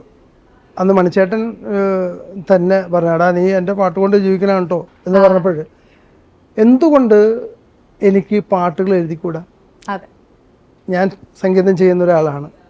അങ്ങനെ ഞാൻ ചേട്ടൻ്റെ അടുത്ത് പാട്ട് കേൾപ്പിക്കാൻ പോകുമ്പോൾ തന്നെ ഞാൻ ഒരു 10-25 പാട്ട് ഞാൻ മ്യൂസിക് ചെയ്തിട്ടുണ്ട്, എഴുതി സംഗീതം ചെയ്തിട്ടുണ്ട്. എൻ്റെ കൂടെ അന്ന് എഴുതിയ കുറേ ആളുകളുണ്ട്, നമ്മളെ പാട്ട് എഴുതാനായിട്ട് നമ്മളെ കൂടെ ഉണ്ടായിരുന്ന കുറേ ആളുകളുണ്ട്. അവരൊക്കെ പാട്ടുകൾ എനിക്ക് പ്രേരണയായിട്ടുണ്ട്. അങ്ങനെ മണിച്ചേട്ടൻ പാടിയ പാട്ടുകളാണ്, ഞാൻ എഴുതി സംഗീതം ചെയ്ത പാട്ടാണ് എനിക്കുമുണ്ടേ അങ്ങേ വീട്ടിൽ. മണിച്ചേട്ടനെ കൊണ്ട് എനിക്കുമുണ്ടേ അങ്ങേ വീട്ടിൽ ഇഷ്ടത്തിലുള്ളൊരു പെണ്ണൊരുത്തി, മഞ്ഞക്കിളിയും തോറ്റുപോകണ പൊന്നഴകുള്ളൊരു പെണ്ണൊരുത്തി, പൊന്നഴകുള്ളൊരു പെണ്ണൊരുത്തി, മാനത്തെ വെള്ളി നിലാവിൻ്റെ വട്ടം മുഴുവനുമുള്ള മുഖമാണ്, മാനത്തെ വെള്ളി നിലാവിൻ്റെ വട്ടം മുഴുവനുമുള്ള മുഖമാണ്, ചേലൊത്ത മാൻമിഴി കണ്ണാണ്, പഴം തക്കാളി ചീന്തിയ ചുണ്ടാണ്, എനിക്കുമുണ്ടേ എനിക്കുമുണ്ടേ അങ്ങേ വീട്ടിൽ ഇഷ്ടത്തിലുള്ളൊരു പെണ്ണൊരുത്തി, മഞ്ഞക്കിളിയും തോറ്റുപോകണ പൊന്നഴകുള്ളൊരു പെണ്ണൊരുത്തി, പൊന്നഴകുള്ളൊരു പെണ്ണൊരുത്തി. കേരളത്തിൽ എൻ്റെ അമ്മയ്ക്ക് വരെ തെറ്റിയിട്ടുള്ള ഒരു വോയിസ് ഉണ്ടെങ്കിൽ അത് വിജുവിൻ്റെയാണ് എന്ന് പറഞ്ഞിട്ട് മണിച്ചേട്ടൻ ആ CD പറയുന്നുണ്ട്, ആ പ്രോഗ്രാമിൽ പറയുന്നുണ്ട്. ആദ്യം ഒരു ഉടക്കിലാണ് തുടങ്ങുന്നത്. ഇഷ്ടദാനം സിനിമയുടെ പരസ്യം ഞാൻ ചെയ്തപ്പോൾ അത് ആ ശബ്ദമാണ് പുള്ളിക്ക്. ഞാൻ കൊടുങ്ങല്ലൂർ മണി എന്ന് പറഞ്ഞിട്ട് ആ ചിരിയും ഒക്കെ ചിരിച്ചിട്ട് ആ ചിരിയൊക്കെ അതുപോലെ തന്നെ ചിരിച്ചിട്ടപ്പോൾ മണിച്ചേട്ടൻ്റെ അമ്മയ്ക്ക് വരെ തെറ്റിപ്പോയി എന്നും പറഞ്ഞിട്ട് ഒരു മണിച്ചേട്ടൻ്റെ ആരാധകർ ഒരുപാട് പേര് അന്ന് ലെറ്റർ ആണ് എഴുതി ഇങ്ങനെ അറിയിച്ചേക്കണം. ഈ ലെറ്ററായിട്ടാണ് മണിച്ചേട്ടൻ ആദ്യമായിട്ട് എന്നെ കാണുന്നത്. എൻ്റെ ഗുരുനാഥൻ്റെ അനിയൻ്റെ അടുത്ത് ഇത് ചെന്ന് പരാതിയായിട്ട് പറയുകയാണ്. ഞാൻ റൂമിൽ ചെന്ന് കാര്യങ്ങൾ പറഞ്ഞു. ഞാനിത് മനഃപൂർവ്വം ചെയ്തതല്ല. മണിച്ചേട്ടൻ എന്നെ ആദ്യമായിട്ട് വിനോദശാല എന്ന് പറഞ്ഞ സീരിയലിൽ അവസരം കൊടുത്ത വീട്രാക്ക് സ്റ്റുഡിയോയിൽ ബൈജു ചേട്ടനാണ് ഈ പരസ്യം ചെയ്യണത്. അപ്പോൾ ഞാൻ അവരോട് ചോദിക്കുന്നുണ്ട്, മണിച്ചേട്ടനോട് ഈ കാര്യം ചോദിച്ചതാണോ എന്ന് ചോദിച്ചപ്പോൾ ചോദിച്ചതാണ്, ഒരു കുഴപ്പമില്ല, ധൈര്യമായിട്ട് ചെയ്യാം എന്ന് പറഞ്ഞത് അവർ പറഞ്ഞിട്ടാണ് ഞാൻ ചെയ്തതെന്ന് മണിച്ചേട്ടൻ്റെ ബോധ്യമായപ്പോൾ എന്നോടുള്ള വെറുപ്പും വിദ്വേഷമൊക്കെ അങ്ങോട്ട് മാറ്റിവെച്ച് അന്ന് മുതൽ നല്ല ഫ്രണ്ട്സായിരുന്നു. മരിക്കുന്നവരെ നല്ല കൂട്ടായിരുന്നു. എനിക്കൊരു വലിയൊരു ഭാഗ്യം ഉണ്ടായത്, മണിച്ചേട്ടൻ്റെ മരണത്തിലും മണിച്ചേട്ടൻ ചിതയിലേക്ക് പോകുന്നതിന് തൊട്ടു മുമ്പും മണിച്ചേട്ടൻ്റെ കാലിലെ കെട്ടഴിക്കാനുള്ള ഭാഗ്യം വരെ എനിക്ക് കിട്ടി. കാരണം സാധാരണ ഒരു ആർട്ടിസ്റ്റിനും അങ്ങോട്ട് എത്താൻ പറ്റിയില്ല അന്ന്. ഇതുപോലെ തിരക്കാണ്. തമിഴ്നാട്ടിൽ നിന്നും ഇവിടെ നിന്നൊക്കെ ആൾക്കാർ കൂടിയിട്ട് ആർക്കും അങ്ങോട്ട് എത്താൻ പറ്റാത്തൊരവസ്ഥയിൽ പക്ഷേ മണിച്ചേട്ടൻ്റെ ആ ലാസ്റ്റ് യാത്രയിൽ കാലിലെ കെട്ടഴിക്കാനുള്ള ഭാഗ്യം എനിക്കുണ്ടായി. അത് മണിച്ചേട്ടൻ എന്നോടുള്ള സ്നേഹത്തിൻ്റെ ആയിരിക്കും എന്നാണ് ഞാനിപ്പോഴും വിശ്വസിക്കുന്നത്. അങ്ങനെ മണിച്ചേട്ടൻ്റെ പാട്ടുകൾ കുറേ പാടുക. മണിച്ചേട്ടൻ പാടാതെ പോയൊരു പാട്ടുണ്ട്, മേലേ മേലേ നീരിക്കുന്നു താഴെ ഭൂമിയിൽ ഞാൻ നടക്കുന്നു, ചിരിയും ദുഃഖവും നീരജിക്കുന്നു, കര കാണാ കടലിൽ ഞാൻ അലയുന്നു. അദ്ദേഹത്തിന് അത് പാടാൻ കഴിഞ്ഞില്ല. എന്തുകൊണ്ടായിരുന്നു? മനുഷ്യന് അന്ന് ബ്രീത്തിങ് ഭയങ്കര പ്രോബ്ലം ആയിരുന്നു. കാരണം ഇത് കുറച്ച് ഹൈയിലാണ് അടുത്ത അനുപല്ലവി പോണത്. ഒരു നോക്കു കാണാൻ കൊതിയുണ്ട് മുത്തേ, ഒരു വാക്കുമിണ്ടാൻ പിടയുന്നു സ്വത്തേ, നിന്നെയോർത്തെന്നു ഞാൻ കണ്ണടച്ചാലും നിൻ കളിയും ചിരിയും കണ്ണിൽ തെളിയുന്നു മുത്തേ. ഇങ്ങനെ പോകുന്നൊരു പാട്ടായിരുന്നു. ആ നല്ല റേഞ്ച്. എനിക്ക് ആ സാധനം പാടണം എന്ന് പറഞ്ഞു. പക്ഷേ സ്റ്റുഡിയോയിൽ ചെന്നപ്പോൾ പുള്ളിക്ക് അത് പറ്റുന്നില്ല, ബ്രീത്തിങ് പറ്റിയില്ല. അത് കഴിഞ്ഞ് ഒരാഴ്ച കഴിഞ്ഞപ്പോൾ ചേട്ടൻ നമ്മൾ വിട്ടുപോയി. ആ പാട്ട് സാറ് പാടാൻ ശ്രമിച്ചിരുന്നോ? ഇല്ല, പടം എടുത്തു വെച്ചിട്ടുണ്ട്. എൻ്റെ യൂട്യൂബിലൊക്കെ ചെയ്യാൻ വേണ്ടിയിട്ട് ഞാൻ കുറേ പാട്ടുകൾ ചെയ്തിട്ടുണ്ട്. 10-25ഓളം പാട്ടുകൾ ഞാൻ എഴുതി സംഗീതം ചെയ്തിട്ടുണ്ട്. ആ പാട്ട് അദ്ദേഹത്തിന്റെ പെർമിഷൻ ഇല്ലാണ്ട് പാടണ്ടെന്ന് കരുതി. ആ ഒരു സാഹചര്യത്തിൽ അത് ഞാൻ പാടിക്കോട്ടെ എന്ന് ചോദിക്കാൻ കഴിഞ്ഞിരുന്നില്ല. അത് മണിച്ചേട്ടൻ പാടാന്ന് പറഞ്ഞതിൻ്റെ പേരിലേ നമുക്കൊരു പ്രതീക്ഷയായിരുന്നു. കാരണം ചേട്ടൻ പാടുമ്പോൾ അതിൻ്റെ ഒരു നമ്മൾ ഈ പറയുന്ന ഒരു തലമല്ല. ചേട്ടൻ്റെ പാട്ടുകൾ ജനങ്ങൾ അങ്ങനെയാണ് എടുത്തിരുന്നത്. ചേട്ടൻ്റെ വേദനകളാണ്, ചേട്ടൻ്റെ സന്തോഷങ്ങളാണ് ചേട്ടൻ്റെ പാട്ടുകളെന്ന് എല്ലാ മലയാളികളും വിശ്വസിച്ചിരുന്നു. ചില ദുരനുഭവങ്ങൾ ഉണ്ടായിട്ടുണ്ടായിരിക്കാം. ഒത്തിരി ഉണ്ട്. പക്ഷേ എനിക്ക് ഏറ്റവും ഫീൽ ചെയ്തൊരു കാര്യം ഈ കൊറോണ സമയത്ത്, കാരണം 18+ എന്ന് പറഞ്ഞ സിനിമ ഞാൻ മാത്രമുള്ളൊരു സിനിമയാണ്. അത് ഉണ്ടാവുന്നത് മിഥുൻ ജ്യോതി എന്ന് പറഞ്ഞ ഡയറക്ടർ പയ്യൻ. അന്ന് അവന് 22-22 വയസ്സിൽ കിടക്കുമ്പോഴാണ്. അവൻ കുറേ നടന്മാരുടെ അടുത്തൊക്കെ പോയി. അവരൊന്നും ഇവൻ പറയുന്ന സംഭവങ്ങളിൽ പയ്യനായിട്ട് തോന്നിയിട്ട് ഇവൻ പറയുന്ന സബ്ജക്റ്റ് പോലും അവർ കേൾക്കാൻ തയ്യാറാണ്. അപ്പോൾ എൻ്റെ ഒരു ഫ്രണ്ട്, എൻ്റെ ഒരു പഴയ പ്രൊഡ്യൂസറിൻ്റെ അനിയനാണ് മിഥുനെ പരിചയപ്പെടുത്തുന്നത്. മിഥുൻ എൻ്റെ അടുത്ത് വിളിച്ച് സംസാരിക്കും, ഓരോ കഥകളും എന്നോട് പറയും. ഒരു ദിവസം ഒരു രാത്രി 11:30-12 മണിയൊക്കെ ആയപ്പോൾ എന്നെ വിളിച്ചേക്കുന്നു. പറഞ്ഞ്, സാറേ ഫ്രീ ആണോ, ഞാൻ ഒരു കഥ പറയാൻ വേണ്ടിയിട്ടാണ് വിളിച്ചത്. ഞാൻ പറഞ്ഞു, അതിനെന്താ കഥ? കാരണം നമ്മൾ സിനിമയാണ് നമ്മുടെ ജീവിതം, അത് രാത്രിയൊന്നോ പകലൊന്നും ഒന്നുമില്ല. കഥ കേട്ടു, കഥ കൊള്ളാം, നല്ല കഥ. ഞാൻ ചോദിച്ചത് ആരാ ചെയ്യുന്നത്? സാറാണ് ചെയ്യുന്നതെന്ന് പറഞ്ഞു. ഭയങ്കര സന്തോഷം തോന്നി. ഓക്കെ, നമുക്ക് ചെയ്യാം എന്ന്. ഇങ്ങനെയുള്ള ഫണ്ട് വല്ലതും ഉണ്ടോ എന്ന് ചോദിച്ചു. ഇല്ല, ക്യാമറ ഉണ്ട്, പിന്നെ അവൻ്റെ സുഹൃത്തുക്കളായിട്ടുള്ള ബാക്കി 8-9 പേരുണ്ട്. അന്ന് കൊറോണ സമയമാണ്. 10 പേർക്ക് മാത്രം നിൽക്കാൻ പറ്റുന്നൊരു, വീട്ടിൽ തങ്ങാൻ പറ്റുന്ന ഒരു സാഹചര്യമുള്ള സമയം. അങ്ങനെ സിനിമ ചെയ്യാൻ തീരുമാനിച്ചു. എൻ്റെ കയ്യിൽ 2000 രൂപയുണ്ട്, അവൻ്റെ കയ്യിൽ 1000 രൂപയുണ്ട്. ഇത് വെച്ച് പടം ചെയ്യാം ആയിട്ട് പോവാണ്. ആ. അപ്പോൾ അവൻ്റെ അപ്പൂപ്പൻ്റെ വീട് ഒഴിഞ്ഞു കിടക്കേണ്ട ആ വീട്ടിലാണ് ഷൂട്ട്. ഞങ്ങളവിടെ എന്നെ അന്ന് വൈഫ് ഹൗസിൽ ഞാൻ നിൽക്കുകയാണ്. പ്രതിഫലങ്ങളായിരുന്നില്ല, ഒരു നല്ല നല്ല കഥാപാത്രം ചെയ്യാൻ അത്തരം കഥാപാത്രം ചെയ്യണം, എന്നാലേ നമുക്ക് കാര്യമുള്ളൂ. കാരണം നമ്മളിപ്പോൾ നേരത്തെ പറഞ്ഞ പോലെ 107 സിനിമ ചെയ്തു എന്ന് പറഞ്ഞിട്ട് കാര്യമില്ല. എത്ര സിനിമയിൽ നമ്മളെ തിരിച്ചറിയുന്നു, എത്ര സിനിമകൾ ജനം നമ്മളെ നോട്ടീസ് ചെയ്തു എന്നുള്ളതിലാണ് കാര്യം. ഞാൻ ഈ കഥ ചെയ്യാം എന്ന് പറഞ്ഞിട്ട് ഞങ്ങൾ എന്നെ ഏറ്റുമാനൂരിൽ നിന്ന് കൊണ്ടുപോയി ഞങ്ങൾ സിനിമ ചെയ്തു. 10 പേര് ഒരു വീട്ടിൽ, ഒരു നേരം ഭക്ഷണം, അതും അവരുടെ പടത്തിൻ്റെ പൂജ പറയും. ഒരു നേരം ഭക്ഷണമുള്ളൂ. അതും പറയാം. ഈ പടത്തിൻ്റെ പൂജ ഫസ്റ്റ് ഡേ ഇവൻ്റെ അച്ഛൻ വന്ന് ചോദിച്ചു. ഇവൻ്റെ അച്ഛൻ ക്യാമറമാനൊക്കെയാണ്. അപ്പോൾ ഓൺലൈൻ മറ്റേ മീഡിയ വണ്ണിലൊക്കെ സ്റ്റാഫാണ്. പുള്ളി എടാ കഥ എന്താണ്, നീ എന്താ ചെയ്യുന്ന ഉദ്ദേശിക്കണമെന്ന് ചോദിച്ചപ്പോഴാണ് ഇവൻ കഥ പറയണം. കഥ പുള്ളിക്ക് ഇഷ്ടപ്പെട്ട് കഴിഞ്ഞപ്പോൾ പുള്ളി അത് ചെയ്തോളാന്ന് പറഞ്ഞു. അപ്പോൾ ഞങ്ങൾ 2000 രൂപ സേഫായി, അവൻ്റെ 1000 രൂപ സേഫായി. പക്ഷേ കഥ അവർ ഷൂട്ട് ചെയ്തോ അവർ ചെയ്തോളാന്ന് പറഞ്ഞപ്പോൾ ഞാൻ വലിയ പ്രതീക്ഷയുടെ സംഭവം. സിനിമ തുടങ്ങി 7 ദിവസം കൊണ്ട് സിനിമ തീർന്നു, ഷൂട്ടിങ് കഴിഞ്ഞു, തിരിച്ചു പോന്നു. എത്ര മണിക്കൂറുകളിൽ ഒതുങ്ങുന്ന സിനിമയായിരുന്നു? 1.25 മണിക്കൂർ ഫെസ്റ്റിവൽ സിനിമ.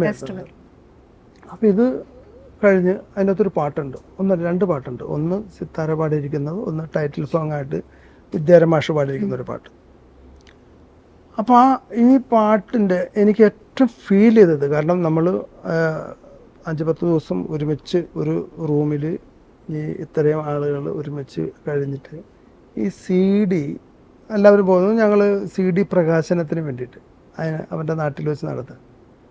എന്നെ ഒഴിച്ച് ബാക്കി എല്ലാവരും വിളിച്ച് തൃശ്ശൂർ കിടക്കുന്ന വിദ്യാരമാഷ് ഇതിലേ പോയത്. ആ വണ്ടിയിൽ എനിക്ക് കയറി പോകാം. ഇതെല്ലാം അറിഞ്ഞിട്ടും ഞാൻ CD പ്രകാശനം കഴിഞ്ഞിട്ട് അറിയണത്. കാരണം നമ്മൾ ഒരു നേരം ഭക്ഷണം എന്ന് വെച്ചിട്ടുണ്ടെങ്കിൽ വലിയ ഭക്ഷണമല്ല, കപ്പയും മുളക് പൊട്ടിച്ചൊക്കെയാണ് ഉള്ളത്. അത് ഒരു നേരം കഴിച്ചിട്ടാണ് ഈ 5-10 ദിവസം നമ്മൾ 7 ദിവസം കൊണ്ട് ഷൂട്ട് കഴിഞ്ഞ് ബാക്കി 3 ദിവസം അവിടെ അതിൻ്റെ എല്ലാ ഒരുക്കങ്ങൾക്ക് വേണ്ടിയിട്ടെല്ലാം നിന്ന് സംഭവങ്ങളെല്ലാം ചെയ്തു കൊടുത്തിട്ടും CD പ്രകാശൻ എന്നെ വിളിച്ചില്ല. ചില സ്ഥലങ്ങളിൽ നമ്മുടെ അവഗണിക്കപ്പെടുന്നു എന്ന് നമുക്ക് മനസ്സിലാകുന്നു, പക്ഷെ അത് എന്തിന് എന്നൊരു ചോദ്യമാർക്കുണ്ട്. ആ ചോദ്യമാർക്ക് അവർക്ക് തന്നെ ഫില്ല് ചെയ്യാമായിരുന്നു. ഓപ്പണായി നമ്മളെ അവഗണിക്കുന്നതിന്റെ റീസൺ പറഞ്ഞിരുന്നെങ്കിൽ പല സ്ഥലത്തും നമുക്ക് ഇത്തരത്തിലുള്ള മാനസിക സംഘർഷങ്ങളിൽ നിന്നും നമ്മളെ ഒഴിവാക്കാനായിട്ട് സാധിക്കും. അവരെന്തുകൊണ്ടത് പറയുന്നില്ല? ഇപ്പോഴും ഒരു ചോദിച്ചിട്ടുണ്ട്. ഇപ്പോഴും നമ്മൾക്ക് അറിയാത്തൊരു കാര്യം, എന്തിനാണ് നമ്മുടെ ജീവിതാവസാനം വരെ നമുക്കതൊരു ചോദിച്ചിട്ടാണ് എന്തുകൊണ്ട്. പക്ഷെ അവർക്കത് വെളിപ്പെടുത്താമായിരുന്നു. നമ്മൾ പറയുന്ന സംഭവമാണ്. അവന് എന്തുണ്ടെങ്കിലും നമുക്ക് തുറന്ന് പറയാം. കാരണം അതിനുശേഷവും അവൻ വിളിക്കുന്നുണ്ട്, സംസാരിക്കുന്നുണ്ട്. നമ്മൾക്ക് ആ ഒരു ദേഷ്യമോ വിദ്വേഷമോ ഒന്നും നമുക്ക് മനസ്സിൽ വെക്കാൻ താല്പര്യമില്ല. കാരണം നമ്മളുടെ ജീവിതം ഒരു ജീവിതമുള്ളൂ. മനുഷ്യനായിട്ട് നമ്മൾ ഒരു പ്രാവശ്യപ്പെട്ട് ജീവിക്കുക ഉള്ള സമയം നമ്മൾ അവരങ്ങനെ തന്നെ, അത് അവരുടെ ശരി പക്ഷേ എനിക്ക് ഭയങ്കരമായിട്ട് ഫീൽ ചെയ്തു. കാരണം നമ്മൾ അത്രയും ആ പടത്തിന് വേണ്ടിയിട്ട് അത്രയും കഷ്ടപ്പെട്ട് നമ്മൾ കാര്യങ്ങൾ ചെയ്തു കൊടുത്തിട്ട് പോലും നമ്മൾ എന്തിന്, നേരത്തെ നിങ്ങൾ പറഞ്ഞ പോലെ എന്തിനെന്നെ ഒഴിവാക്കി എന്നുള്ള ചോദ്യം തന്നെ ഭയങ്കരമായിട്ട് ഫീൽ ചെയ്തൊരു കാര്യമാണ്. കാരണം നമ്മൾ നായകനാവുന്നൊരു സിനിമ. സാർ എങ്ങനെ അത് ചോദിക്കാതിരിക്കാനും കഴിഞ്ഞു എന്നുള്ളത് അല്ല, അത് അവരുടെ ഒരു ശരിയല്ലേ, അത് അവരുടെ ശരി. നമ്മൾ ചോദിക്കുന്നില്ല. കാരണം പിന്നീടും അത് കഴിഞ്ഞിട്ട് അതിൻ്റെ പടത്തിൻ്റെ ബിസിനസ്സിന് വേണ്ടിയിട്ട് സംഭവങ്ങൾ ഇതെല്ലാം ചെയ്തിട്ടും ഒന്നും അവർ അതിന് വേണ്ട രീതിയിൽ ഒരു സംഭവങ്ങളും പ്രമോഷൻ കൊടുത്തില്ല, ഒന്നും ചെയ്തില്ല. പടം ഞാൻ സത്യത്ര അവാർഡിന് അയച്ച് അവരോട് അയക്കാൻ പറഞ്ഞു. അവർ പറഞ്ഞു ഞങ്ങൾ അയക്കാം. ഇതിന് വിളിച്ചു പറഞ്ഞു തീർച്ചയായിട്ടും സാറേ ഞാൻ അയക്കും, ഇപ്പം അയക്കും എന്നൊക്കെ പറഞ്ഞു.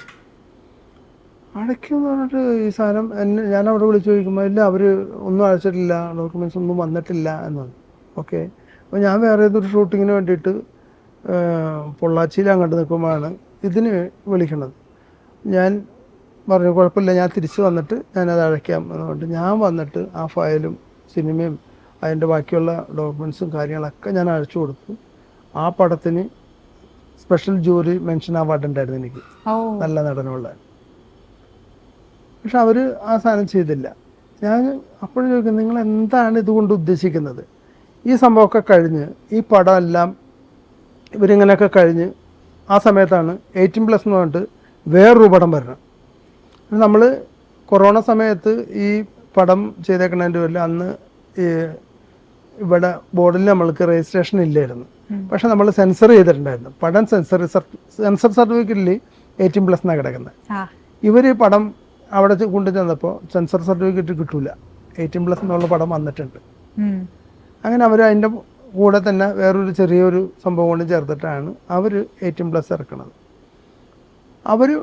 അത് അവരുടെ ഒരു ബിസിനസ് സംഭവങ്ങൾ, അത് നമുക്കൊന്നും പറയാനില്ല. കാരണം നമ്മളുടെ സിനിമ വേണ്ട രീതിയിൽ പ്രമോഷനോ ബാക്കി കാര്യങ്ങളോ ഒന്നും ചെയ്യാത്തതുകൊണ്ട് അവർക്ക് ആ സാധനം ചെയ്യാനുള്ള അവസരമായി. നല്ല രീതിയിൽ അവർ പ്രമോഷനും കാര്യങ്ങളും ചെയ്ത്. കാരണം ഫസ്റ്റ് ലുക്ക് പോസ്റ്റർ മമ്മൂക്കയുടെ പേജിലാണ് ഞാൻ ചെയ്തു കൊടുത്ത്. മമ്മൂക്ക ഞാൻ വിളിച്ചു പറഞ്ഞപ്പോൾ മമ്മൂക്ക കൊറോണ സമയത്ത് അതിനെന്താ ഞാൻ ചെയ്തോളാം എന്ന് പറഞ്ഞിട്ട് മമ്മൂക്ക അയാളുടെ പേജിൽ 10-25 ലക്ഷം ആൾക്കാർ കണ്ട ആണ് സാധനം. ഇനി അവിടെ നിന്നൊക്കെ വരുമ്പോഴും ഞാൻ ഇപ്പോൾ 3-4 സിനിമയ്ക്ക് കഥ, തിരക്കഥ ഒക്കെ എഴുതി തുടങ്ങിയിട്ടുണ്ട്. സിനിമ അതിൻ്റെ ഒരു ഡയറക്ടറാണ് അജ്മൽ എന്ന് പറഞ്ഞാൽ എൻ്റെ ഫ്രണ്ട്, തമിഴ് ഇപ്പോൾ ചെയ്യാൻ പോകുന്നത്. പിന്നെ എന്നെ പഠിപ്പിച്ച ലോഹി സാറിൻ്റെ സിനിമകൾ, ഭരതൻ സാറിൻ്റെ സിനിമകൾ, ഇവരുടെയൊക്കെ സിനിമകൾ, പിന്നെ വെളിയിലെ സിനിമകൾ ഒക്കെ ഞാൻ പഠിക്കാൻ തുടങ്ങി.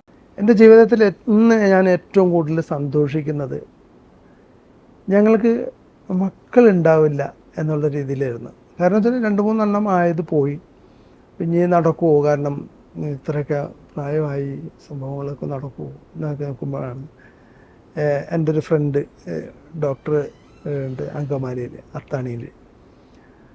ഡോക്ടറെ അടുത്ത് തന്നു സംഭവങ്ങൾ നമ്മൾ സംസാരിച്ച് അതിനകത്ത് ട്രീറ്റ്മെൻറ്റ് കാര്യങ്ങൾ നമ്മൾ സംസാരിച്ചു. വേറെ മരുന്നൊന്നും കഴിക്കില്ല, നിങ്ങൾക്ക് പ്രോബ്ലം ഒന്നുമില്ല, നമുക്ക് നോക്കാം, ബാക്കി കാര്യങ്ങൾ ചെയ്യാമെന്നൊക്കെ പറഞ്ഞു. അങ്ങനെ ഒരു 12ാമത്തെ വർഷമാണ് കല്യാണം കഴിഞ്ഞ്. 12ാമത്തെ വർഷമായ ഈ മാർച്ച് 6-ാം തീയതി എനിക്ക് ഒരു മകള് പറഞ്ഞു. വളരെ സന്തോഷമായിട്ടുള്ളൊരു നിമിഷമായിരുന്നു. അതെ. അപ്പോൾ ഞങ്ങളുടെ ഒരു വലിയൊരു കാത്തിരിപ്പാണ്. 12 വർഷം കാത്തിരുന്നിട്ടാണ് ഞങ്ങൾക്കൊരു മകളെ കിട്ടിയത്. അവളുടെ പേരിട്ടു ഈ 2-ാം തീയതി, ഏപ്രിൽ 2-ാം തീയതി അവൾക്ക് ദർശിക എന്ന് പേരിട്ടു. സ്വകാര്യ ജീവിതവും വളരെ പ്രധാനമാണ്. സമൂഹം കാണുന്നത് ഒരു പക്ഷേ നമ്മുടെ സിനിമകളും എല്ലാം ആണെങ്കിലും നമ്മുടെ സ്വകാര്യ ജീവിതത്തിലെ സന്തോഷങ്ങളും സങ്കടങ്ങളും മുന്നോട്ടുള്ള യാത്രയെ ഒരുപാട് ബാധിക്കും, നല്ല രീതിയിലും മോശമായ രീതിയിലും. കുടുംബ ഇമ്പമുള്ളതാണ് കുടുംബം. ആ ഇമ്പം നഷ്ടപ്പെട്ടാൽ നമ്മളെല്ലായിടത്തും നഷ്ടപ്പെടും, എല്ലായിടത്തും ആ ഇമ്പം നഷ്ടപ്പെടും. കുടുംബത്തിൽ ആ ഇമ്പം ഉണ്ടെങ്കിൽ നമ്മൾക്ക് നമ്മളെ പ്രൊഫഷനിലും ആ ഇമ്പം ഉണ്ടാവുള്ളൂ. കാരണം നമ്മൾ അങ്ങനെ ആവണം, അല്ലെങ്കിൽ നല്ലൊരു നടനാവണം, നല്ലൊരു അവസരം ഉണ്ടാവണം, നല്ല സിനിമകൾ ചെയ്യണമെന്ന് നമ്മുടെ മാത്രം പ്രയറല്ല, നമ്മുടെ വീട്ടിലിരിക്കുന്നവരെയും നമ്മളെ കൂട്ടുകാരുടെയും നമ്മളെ സ്നേഹിക്കുന്നവരുടെയൊക്കെ പ്രയറാണ്. വൈഫിൻ്റെ ഒരു പ്രത്യേകത വെച്ചാൽ വൈഫിനൊരു കാര്യം, നമ്മൾ വേറൊരു മോശമായ ഒരു റൂട്ടിലേക്ക് പോവില്ലെന്നും എൻ്റെ ആഗ്രഹം ഇന്നതാണ്, എൻ്റെ സ്വപ്നം ഇന്നതാണെന്ന് തിരിച്ചറിഞ്ഞൊരു വ്യക്തിയാണ്. എന്താണ് എൻ്റെ സ്വപ്നം എന്ന് തിരിച്ചറിഞ്ഞുകൊണ്ട് എന്നെ അത്രയും സപ്പോർട്ട് ചെയ്യുന്ന ഒരാളാണ് എനിക്ക് കിട്ടിയ എൻ്റെ ഭാര്യ. എനിക്ക് ഏറ്റവും കൂടുതൽ സന്തോഷം തോന്നിയ ഒരു സിനിമ ഈ കഴിഞ്ഞ വർഷം ഇറങ്ങിയ ടോവിനോയുടെ ഡോക്ടർ ബിജു സംവിധാനം ചെയ്ത അദൃശ്യജാലകങ്ങൾ എന്ന് പറഞ്ഞ സിനിമ. അതിനകത്ത് വേഷവും അങ്ങനത്തെ ഒരു സംഭവമായിരുന്നു, മരിച്ചുപോയ ഒരു ആത്മാക്കൾ വരുന്നൊരു സംഭവമാണ്. ആ കഥാപാത്രത്തിന് ചെയ്യാനുള്ള ഒരു ഭാഗ്യം, കാരണം ഡോക്ടർ ബിജുവിൻ്റെ ഒരു പടം, അതിലുപരി ആ കഥാപാത്രത്തിനൊക്കെ കൊടുത്തിരിക്കുന്നൊരു രീതിയുണ്ടല്ലോ, അത് എനിക്ക് ഭയങ്കരമായിട്ട് ഇഷ്ടപ്പെട്ടൊരു സംഭവമാണ് ഡോക്ടർ ബിജുവിൻ്റെ പടം. എന്ന് ഒരുപാട് രാജ്യങ്ങളിൽ ആ സിനിമ കളിക്കുന്നു, അതിലുപരി അത് ഒരുപാട് സന്തോഷം. ഇനി ഇറങ്ങാനുള്ള ഒരു 5-6 സിനിമകളുണ്ട്, ചെറുതും വലുതുമൊക്കെ ആയിട്ടുള്ള സിനിമകൾ എൻ്റെ ഏറ്റവും വലിയ പ്രയർ എൻ്റെ സിനിമകൾ, ഞാൻ എഴുതിയ സിനിമകൾ ഇറങ്ങാൻ വേണ്ടിയിട്ട് എല്ലാവരുടെയും, കാരണം ഞാൻ നേരത്തെ പറഞ്ഞു എൻ്റെ മാത്രമല്ല നിങ്ങളുടെയും ഓഡിയൻസിലായിട്ടുള്ള എല്ലാവരുടെയും, എൻ്റെ സുഹൃത്തുക്കളുടെയും എൻ്റെ കുടുംബക്കാരുടെയും എല്ലാവരുടെയും പ്രാർത്ഥനയാണ് ഓരോ പ്രോജക്റ്റ് ഉണ്ടാവുന്നതും ആ പ്രോജക്റ്റിൻ്റെ വിജയങ്ങൾ ഉണ്ടാവും. AK ബിജുപാൽ സാറിൻ്റെ ലൈഫ് ജേണി നമ്മളെല്ലാവരും വളരെ സന്തോഷത്തോടു കൂടി, ചില സമയങ്ങളിൽ കൗതുകത്തോടു കൂടിയും ചില സമയങ്ങളിൽ കുറച്ച് വിഷമത്തോടുകൂടിയാണ് ഞങ്ങളെല്ലാവരും കേട്ടത്. അപ്പോൾ thank you so much for coming. ജീവിതത്തിൽ നമ്മുടെ യാത്ര തുടർന്നുകൊണ്ടിരിക്കുകയാണല്ലേ, ഒരിക്കലും അവസാനിക്കാത്തയാണെന്ന് പറയുന്നില്ല, പക്ഷെ ഇപ്പൊ യാത്ര അവസാനിച്ചിട്ടില്ല. ഇനിയും മുന്നോട്ട് ഒരുപാട് നല്ല കാര്യങ്ങൾ ഉണ്ടാവട്ടെ. Thank you so much for coming. Okay, by.